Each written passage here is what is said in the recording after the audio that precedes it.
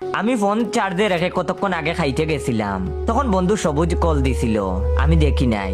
খাবার শেষে এসে ফোন ধরে কল দিলাম যে কাহিনী কি। তখন সে বলে ঝামেলা তো একটা লেগে গেছে। আমি তখন অবাক হইলাম, বললাম নতুন বিয়া করছো, ঝামেলা হবে কেন? ভাবি তো লোক খারাপ না। তখন সে বলে সন্ধ্যাবেলা কাম কাজ সেরে এসে তোর বাবির কাছে শুয়েছিলাম, দুজনে গল্প করতেছিলাম। আমি তখন বললাম তাতে সমস্যা কি, এটা তো ভালোই শীতের দিনে। সবুজ তখন ক্ষিপ্ত হয়ে বলল আগে পুরো কথা শুন। আমি তখন বললাম আচ্ছা বল শুনি।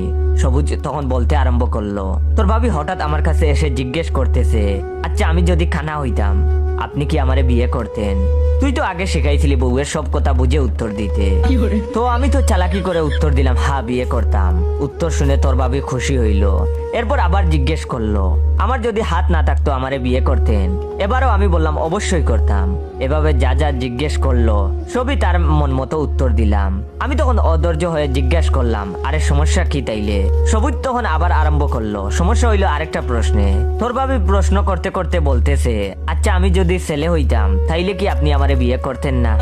আমি তখন পড়ে গেলাম দুটা নাই। যদি বলি করতাম না তাইলে তো মন খারাপ করে ফেলবে, রাগ করে থাকবে, তাই একটু চুপ থেকে বললাম হ্যাঁ বিয়ে করতাম।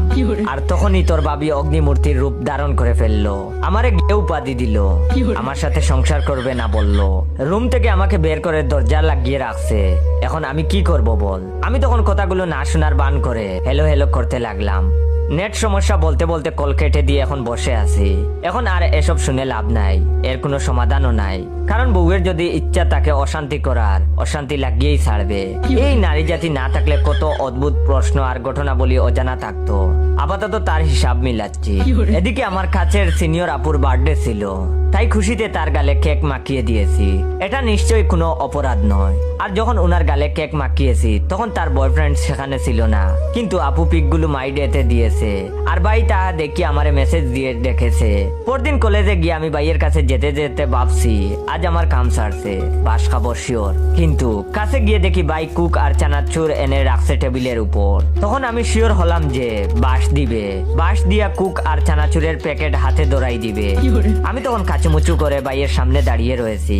ভাই কিছু বলার আগেই গড় গড় করে বলে ফেললাম, ভাই দেখেন আপুকে আমি সিনিয়র আপুর চোখেই দেখি, আমাদের মাঝে তেমন কিছু নেই।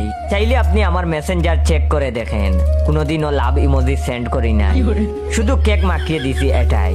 আর তার গাল যে তুলতুলে নরম সেটাও কিন্তু কাউকে বলিনি। ভাই তখন হাসতে হাসতে বলতেছে, আরে বুকা তোরে তো ধন্যবাদ দেওয়ার জন্য রুমে ডাকলাম। আমি তখন বললাম কি বলেন?